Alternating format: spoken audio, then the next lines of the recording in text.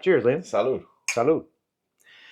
Here I am with Liam Schubel, chiropractor that you've been you've been established in Peru now since what year?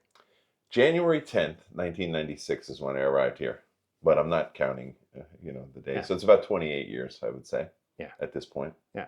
And you have been, your presence in chiropractic in Peru is basically, you have created the most impact in the profession in this country.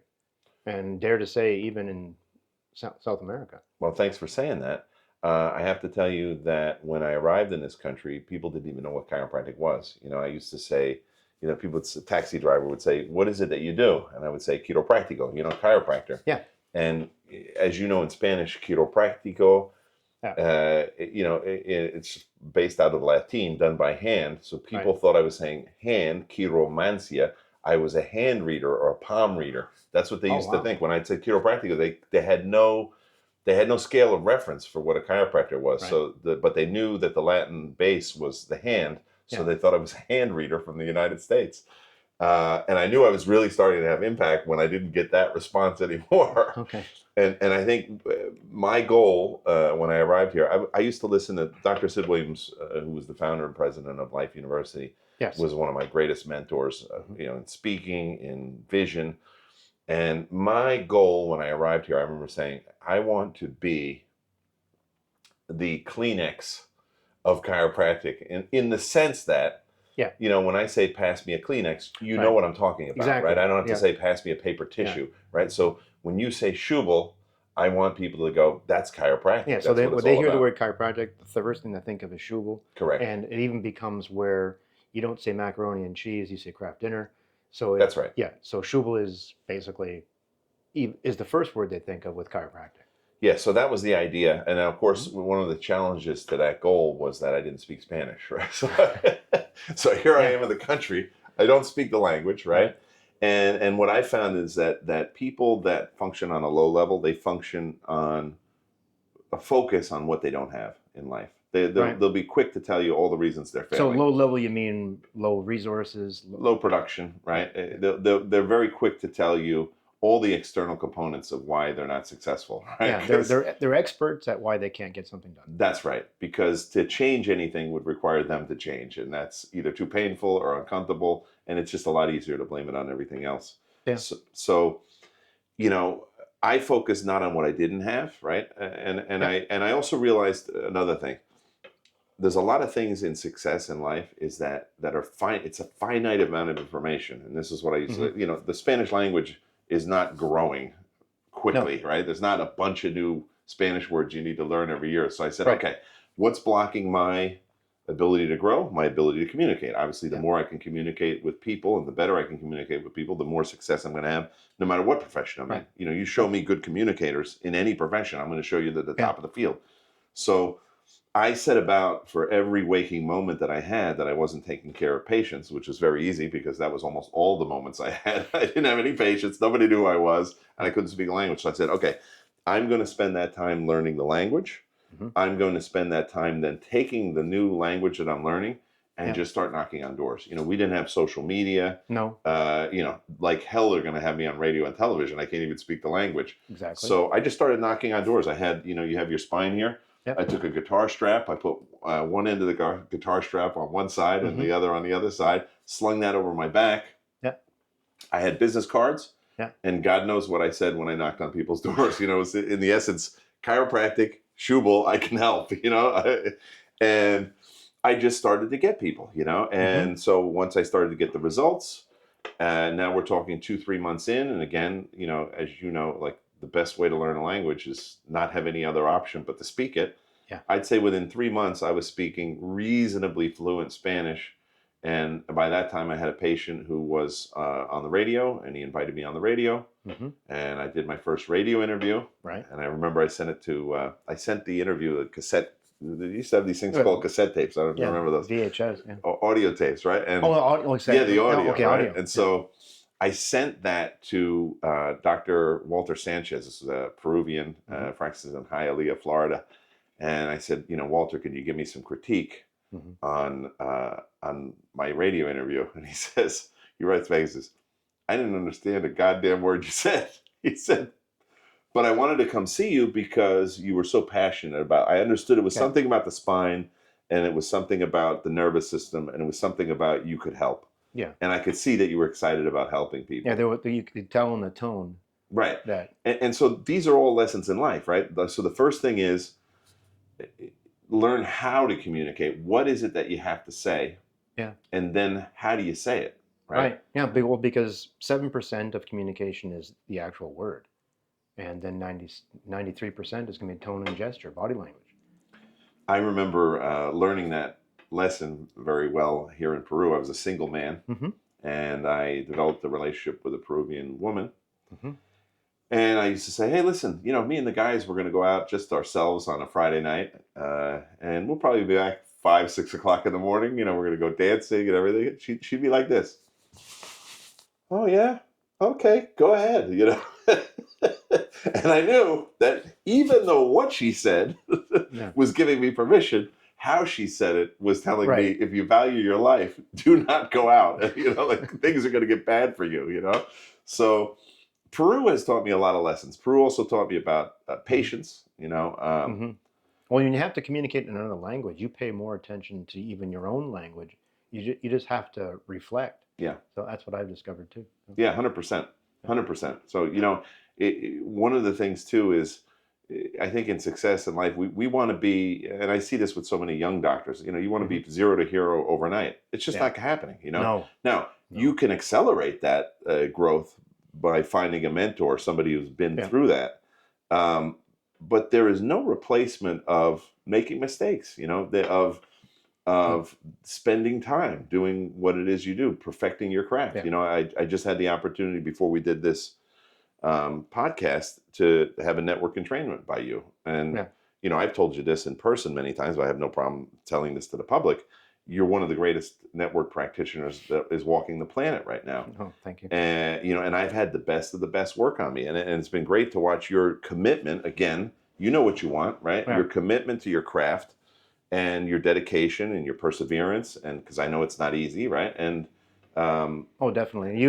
You've seen what I was like in the beginning too. So yeah, so I mean, it's good to see that progression and that development, and then of course, it's great to feel the results of it. yeah. Well, when your body starts to, you just basically because network is born out of looking to, or born out of the principles of chiropractic, and the body is self-healing, self-regulating, and when it has the opportunity to release the tension, or basically release the subluxation, well, then we experience harmony. Well, it's certainly my secret weapon, and you know what I find fascinating about network is, I grew up with upper cervical, like I was doing upper cervical in my practice toggle, and BJ Palmer was very structurally oriented, and he talked about the energetics, of course, but he was very scientific oriented in the sense that the X-ray technology he was using, the relationship between the bones and the spine and how they have an effect in the nervous system. But Didi was talking more. Sure, he talked about all that stuff, but I thought like the focus of everything I've read with Didi was more energetics. It was based on tone. Yeah, and so like that's how I see network. People always say, "I don't get it. You do toggle, you do because my talent is not network. That's not in my skill set. But that's what I choose to get taken care of because I see it as more. It's like an advancement. It's a more advanced level of chiropractic. Well, when I was talking to Dave Serio, and Dave Serio, I said that because we were both also, Reggie Gold was definitely a mentor. Sure. And Reggie, I liked how he explained when I was going to chiropractic school that the body subluxates all the time. Yeah. And it corrects most of them. The chiropractor is there for the times that it can't correct.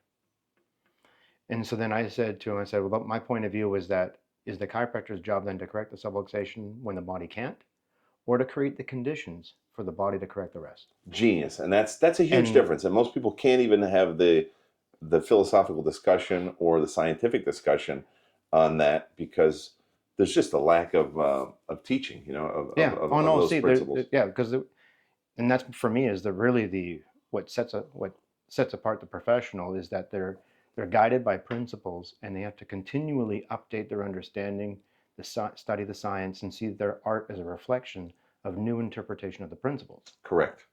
Correct. And And this is how I see chiropractic in its development, for the next 100 years or so, right. is that, we've gone from a space of, what are you doing? You're palm reading, to, Yeah. okay, I understand the next level of consciousness. And I know Mhm. you see this in your practice, but I've seen it tremendously in my practice. I'm going to tell a little story about a patient that I sent to you that was pretty funny. Okay. We see, as the traditional chiropractor, backache, neck pain, musculoskeletal conditions coming in. Right. And then people starting to be shocked that, hey, doc, have you ever heard of this? My immune system's functioning better. Hey, doc, Yeah. my digestive or reproductive system is functioning. Hey, doc, my cardiovascular system is functioning. Is there any relationship to that? I just came in here for back pain. You're like, okay, you're on the next level. Yeah. I had a patient one time. So this is what I'm saying, is I see the future of chiropractic, that we go from a point of, hey, I got back pain. Mhm. Taking pills and putting injections in and cutting things out seems kind of invasive to me. Let me look for something conservative for it. Right. With the objective still to treat the back pain, Yeah. right? Still, the focus hasn't changed, but the method has. Correct. And so I see that as a base level. And then I see the next step is where we as a culture start to say, obviously you need chiropractic care. Mhm. Oh, your child was just born? Obviously you got to bring him to a chiropractor. Yeah. Everybody knows that. So that's the next level, right? Mhm. And then the next level is, okay, now we start to refine it and look at what technique is functioning the best for me, and we can measure that and we can check that out. So we're still at a point, and this is what I've experienced. I've had patients that I'm adjusting a cement block. Basically Yeah. the patient is a cement block, and Yeah. and the patient's happy with me and what I'm doing, and I'm just going, you know what? I'm just not getting to another layer in here with Right. this. And I remember I had a patient like that, and I sent her over to you, and I think she spent 2 weeks with you. Right. And she came back, and I said, "Oh, how'd it go with Dr. Carl?" She goes, "Horrible. He has no idea what he's doing and everything." Right? Like this whole negative thing. And I'm like, Yeah. "Geez, wow." I go to touch her spine. It was like butter. I mean, it was like totally smooth. And then we moved her to a next level. But it was because there was something with network that allowed her to unleash, untorque, the tension or the tone that was in there to be able to receive what I was doing in a different way. That reflects my own story, how I discovered network. Because I met Donnie in '97 in Spartanburg, South Carolina, and at a conference for students. And I listened, and I thought, amazing. I lay down and I get a chance to have a session, feel absolutely nothing. Nothing. And now when I see you on the table, I can't believe that, because you're flip flopping and doing the fish, But I felt nothing. Thought theory is great, but doesn't work. So then I drive back to Toronto, Canada, and it's over 20 hours. And Yannick, I go to school with Yannick. You know Yannick? Dr. Yannick. So Yannick, I say, hey, Yannick, can you check me? I've just been driving. And he palpates my spine, and he goes, I can't even justify moving anything. And I'm like, what? He's like, no, your spine feels amazing. The back, the muscle. I'm like, really? Because he knows what a healthy spine should feel like. And he knows what mine always felt like. And I didn't feel anything happen. So I realized I must be, because I trust him. And I was like, I must be really, really disconnected from my spine. So I may have created this disconnect so that I can continue with whatever I had to do. And this is what I see patients going through all the time, is they have that locked up. They're basically have just shut it down so it can't be changed. And network, it shifts, it changes, but you're not aware of it. But what happened was interesting is that my knee would swell up for 7 years because I tore ligaments when I was 19, had surgery, nothing seemed to really help or work. Difficulty with flexion, difficulty with extension. I couldn't straighten my leg, but I'd still play soccer and different things like that. But it would swell up within 20 minutes, 30 minutes. It stopped swelling. So when I heard Yannick tell me about my spine and put what Donnie talked about, and then my experience with my leg, I'm thinking, wait a minute, if my body releases tension, that's going to have an influence on my physiology. So then with the change, with the energy or resources released and are now available because they're being used in tension, basically I was subluxated, unaware, subluxation was released or reduced, and now my physiology shifts. and I'm able to do more. And that's where my focus is as a patient all the time is you're never going to be healthy trying to avoid getting sick. Mm. And this is what I fell in love with chiropractic, is chiropractic was never about why did you get sick? Right. The difference between, let's say you and I are here, we're drinking the same coffee and we're breathing the same air. But if one of us gets sick and the other one doesn't, medicine's going to say, why did you get sick? And chiropractor's going to say, well, why did you not get sick? You're both exposed to the same conditions. Right. So what's going on inside? And so then how do we increase the physiology rather than how do we take out what's uncomfortable or seems to be functioning wrong? I got to tell you, when I was in chiropractic college, total geek, Yeah. total science head, right? Yeah. Like I went into chiropractic college and, you know, like a doubting Thomas. I mean, and I like that because chiropractic is not a belief system. I'm sure you had patients say, "Oh, I don't believe in chiropractic." Well, it doesn't matter what you believe. Yeah. Like, I don't believe in electricity. That still exists, right? Exactly. So I don't believe in gravity. Yeah. So I needed to see the scientific studies behind it, and there are a Right. ton of science behind it, and I studied a lot of that, and I was one of the top in my class.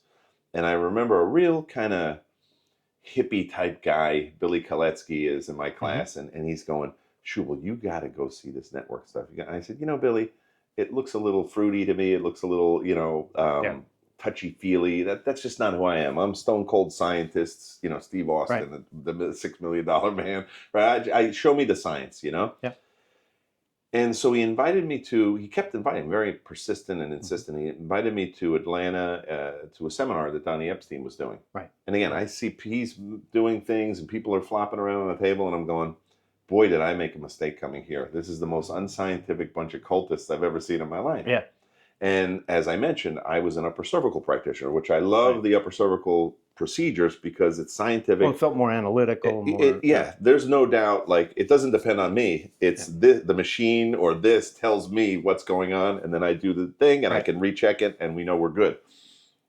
So I see Donnie doing all this stuff, and all of a sudden I see this. Donnie says, "Hey, I'm going to toggle this guy. Watch this. Want to see it? Want to see it again?"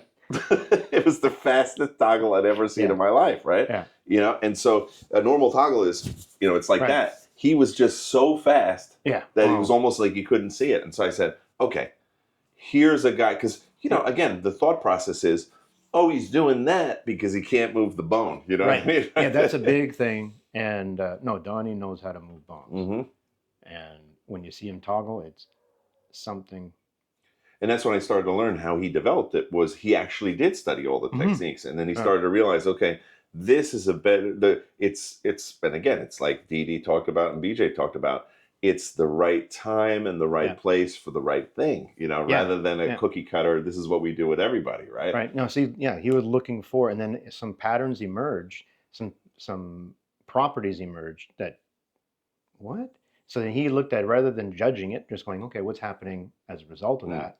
And so then he had to make a choice. Do I continue with what I've been taught and told and try and make it fit? Or do I see what's emerging as something evolving from?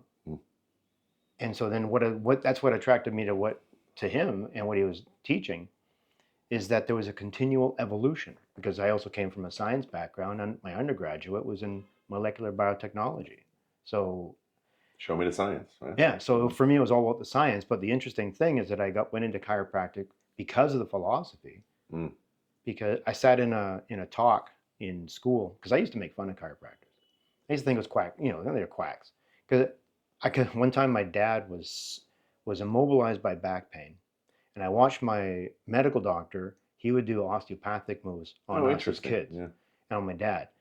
And I saw him trying to do with my dad, and so my dad's off work for like 3 weeks, can't move, he's laying on the couch. And I said, you know what, Dad? He's not strong enough. So I put my dad on the coffee table.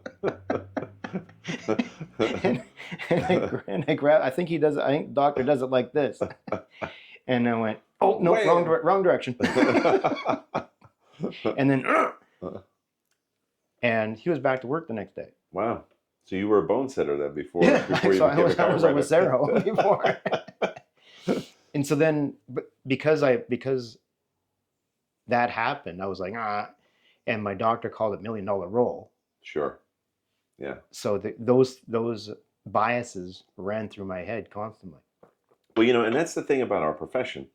There are so many people that move bones in our profession. Yeah. And I think when you don't have the level of experience, that and mentorship that we've been fortunate enough to have, I saw 1,000 patients a week in practice. I know you've seen 400 or 500, maybe even more in a week. You start to see patterns and you start to see differences when you are very specific in your chiropractic adjustment and when you're using a low amount of force, a high amount of speed. You start to see a lot of different changes, and you start to learn, and I noticed this in my practice, but Donnie Epstein and so many other of the technique greats say less is more, and so you see these folks doing the flying seven, and you say, okay, that's, it's getting results because, as we talked about before this podcast, the innate intelligence of the body will take whatever force you use. Exactly. That's what what I found is the less amount of things you're doing on each visit is actually more impactful, as long as it's very specific. And one of the funny things when I cover a chiropractic practice is the patient will come out after getting care with me, and they'll go up to the secretary, the CA, the chiropractic assistant, and they'll say, he only adjusted 1 or 2 segments, and so the secretary will start getting defensive, and then the patient will continue along, but he went right to where it is, Exactly. Like it was like, exactly. that it's and the results are noticeable, and so I think even like how we were talking about the different levels of understanding for patients in chiropractic. I think we need different levels, and I know we have different levels of understanding of the doctors of chiropractic themselves, right? Definitely. That idea for moving of course, the spine has a relationship with the nervous system. But now we need to go with, of course, being more specific is going to have a greater effect in the nervous system. To, of course, less segments, but more specific is doing more for the nervous system. And then being able to measure all that. More observation, less intervention, and then and check to see, because this is for me the biggest thing in chiropractic. Or what really is there's a lot of chiropractors, but not a lot are doing chiropractic. Yes. Because a chiropractic technique has a pre and post. Yeah, there's an objective, right? Check to see if there's vertebral subluxation, i.e. nerve interference because of the poor position of the bone. And then do the adjustment, the intervention, right? And then recheck those and then indicators. Check to see that not just did you hear a sound. Right. And that's what we see so much. Right, left, piano up and down the spine, left, right. And BJ Palmer used to call them backbone punchers, these guys, this idea. Is it having positive effects? Certainly. Is it probably less damaging than taking a pill or putting an injection or maybe there's no side effects from the chemistry. Right? But there's a lack of congruence. So you're telling people that the vertebral subluxation is limiting your ability to heal, function, adapt, and express your life optimally. That's what you're telling people. Right. But then you're just moving a bunch of bones and going, okay, you're better, rather than saying, okay, and this is what you've seen when I adjust, and I know you do the same. I check, then I do an adjustment. I check, I analyze, do the adjustment, then I recheck. Right. And I don't do another adjustment until there's an indication after that first check. Right. Because a lot of times after that first check, for example, I'm going to tell you my older 2 twins, they're 22 now, they've been adjusted since birth. They rarely need an adjustment below C1 or C2. Right. It's like a rarity for their whole life, right? Yeah. So if you, again, most vertebral subluxations start in C1, C2. BJ Palmer had the idea that they were the only 2 that could subluxate because they're the only 2 that could put pressure on the brainstem directly. And then everything else compensates for that, like we were talking about behind that. But that's been my experience with my children, is that because they've been checked since birth, they rarely need an adjustment anywhere else other than that. And that's how I see like chiropractic in the future. Can you imagine that? If every, you see a 25, 30-year-old person comes into your office, they've already been checked since birth, like, on a monthly basis. See? Oh, it's going to be unbelievable what's happening. The level of expression, we've got AI right now starting to take over.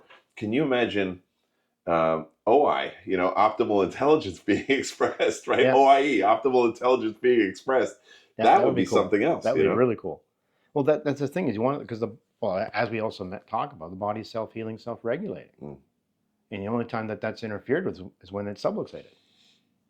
So then, if it has the ability to recognize when it's subluxated and release, and then just needs to be checked once in a while, and then all you need to look for is what's that precise point that just like looking in a mirror, you know what to do. But if you don't have the mirror, you don't have the point of reflection, That's right. you are forever stuck and at the mercy of others who will try to correct you. Correct. Correct. So those are the different levels of consciousness Yeah. that I see, both from the patient and the doctor of chiropractic. And um, well, I love this profession so much because Oh, every day you're learning something yeah. new. That to me is one of the biggest things when I left university, more in an academic path because I was going the direction of genetics. I'd always been interested in the body. I hadn't taken medication since I was 14. So it was in the 80s that I stopped taking medication, stopped taking supplements in the 90s. Because I started because my focus was that if you can't do it with your habits, first it has to come from you. Yeah. And it was when I saw that talk on chiropractic. It was a visiting chiropractor doing a presentation because I sat down like this talking Yeah. to, what am I going to do? You know, and someone suggested chiropractic, and because I was saying I'm not really happy with working in labs and I like the theory, but I'm not really interested in doing the lab work in genetics. And I said, no, chiropractic is not. And I get up and I walk over to the corkboard in the student lounge, and there is a little sheet that says chiropractic presentation Friday. Hmm. So kind of like your book has to be chiropractors. I was paying attention and thinking, well, Carl, if you say you're open-minded, what you just did talking to your friend was closed-minded. Hmm. I judge a profession based on hearsay, conjecture, without ever finding out. So here's your opportunity to find out. So I went to that talk and I listened and, because I know through my studies in university, I knew about anatomy and physiology and different things. I was like, that makes a lot of sense. Nervous system coordinating functions of the body, and distortion deviation is going to influence the function. So that was when I decided, okay, I'm going to go visit a chiropractor. And then I found out that my mom went to a chiropractor. My girlfriend went to a chiropractor. I was like, what? You guys go to chiropractors? All I do is make fun of them. Yeah. So then I thought, all right. So then I went to my mom's chiropractor, and I had no pain, but I went because I wanted to test the philosophy. Mm. And this was the coolest thing. This was the coolest thing. I'm seated, and so he's doing like motion palpation, and he goes, yeah, here, here, here. And I'm like, how do you know? Because I could feel. Right. You could feel the restriction. I could feel the discomfort, but I didn't go, ow. I didn't have it. It wasn't enough, but I could. I'm like, what? Oh, that's there. I now that you show it to me, I'm aware of it. Yeah, he goes right? here, here, and here. He says 3 places. He indicates 3 places. And I'm like, yeah, I felt those 3 places, but I didn't do enough to indicate to him anything physical. Right. But the thing that did it for me is that he took x-rays. Mm. And when he showed me the x-rays, and because I had an understanding of anatomy, Yeah. I was like, you said there and there and there. And I felt that, and I didn't know I had that. Yeah. And I'm like, oh my God, I want that. I want that. I want that in my hands. I want that. I want to know that I can help people. And I don't need anything else other than these hands. Right. So for me, it was about getting chiropractic to me, and why I came here to Peru, and starting with you, is I wanted an opportunity to get chiropractic into my heart, from my head into my hands, and express my heart. And that's why I wanted to start the first podcast with you. Well, thanks. Because I think that because you gave me an opportunity to experience the power of chiropractic and see how amazing this body is, how amazing innate intelligence is. And it's been quite a journey, and it's been a pleasure to watch how you've grown and your level of impact that you've had so far on the profession, in the continent, not just the country, but the continent. And so it's it's an honor and a privilege to work with you, have you here for the first podcast, and I wish you all the best in the future. And you know you've got someone behind you. I know that, Carl, and I thank you and I appreciate you. And it's been great to watch your development as well. And I think we always learn from each other, and Oh, definitely. and it's great to know that we both support each other, and we're both passionate about this mission. You know, and the Yeah. whole time, there's just, it's funny. I still feel like I'm just getting started. Yeah. Like there's so much still to do. Oh gosh. You know. Yeah. There's so yeah. You know, definitely. That's where I feel like I am right now. Is one other chapter has been finished, and it's now time for a new one. And there's another level of depth. There's another level of expression and possibilities that are waiting for us. Well, it's just like I just got off the chiropractic table with you. Yeah. And I say it every single time when I get up off a chiropractic table. My God, how do people live without this? Not a week, 2 weeks, decades. Yeah. And I'll close a little bit with this, just to talking about impact. I'll never forget. There was a moment when my son Liam Jr. was 5 years old, and he was going through some symptomatology, and he asked me to check his spine. Yeah. And I go and I'm palpating, and I do the checks, and I find out that C1 could choke a horse. You know, we're in Friel, New Jersey, and C1 is in Lima, Peru. You know, it's that far out. And I said, "Wow, Liam, this thing is really far out. What the heck happened?" And he looks up at me and he says, it was like God talking to you.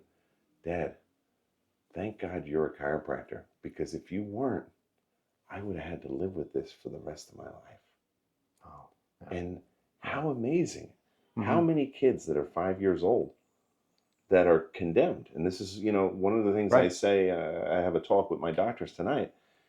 So many people in chiropractic look at it as a marketing and a sales pitch. And of course, that's part of the business systems of chiropractic. Yeah. But when I'm so-called selling chiropractic, I'm not thinking about me and what I'm going to get it from it.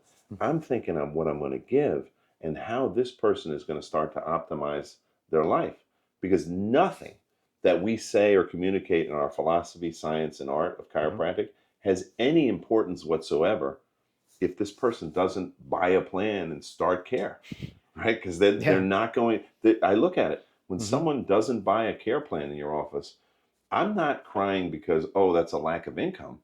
I'm crying because of my incapacity to explain or communicate chiropractic. Right. This person now is condemned to a world of outside-in thinking, taking a pill, putting in an injection, and cutting things out. They're condemned to invasive strategies for healthcare rather than a conservative strategy that's natural and effective. And that's, I think, part of the big idea behind chiropractic. You grasp the depth, the level of impact that a subluxation can have. There you go. And because it influences how you interact with others, and 100%. also how you treat yourself. 100%. So when you have the opportunity to be released from the shackles of the subluxation, then a whole new level of possibility, a whole new level of health and well-being is now, doors open up. You get that big idea, all else follows. Exactly. All right, we'll end that on that with a great quote from BJ. And a pleasure again. Thank you, Liam, for coming. My pleasure too, Carl. Good to see we look you. forward to the future. Absolutely. Okay. I think that went well, huh? I think it went pretty good.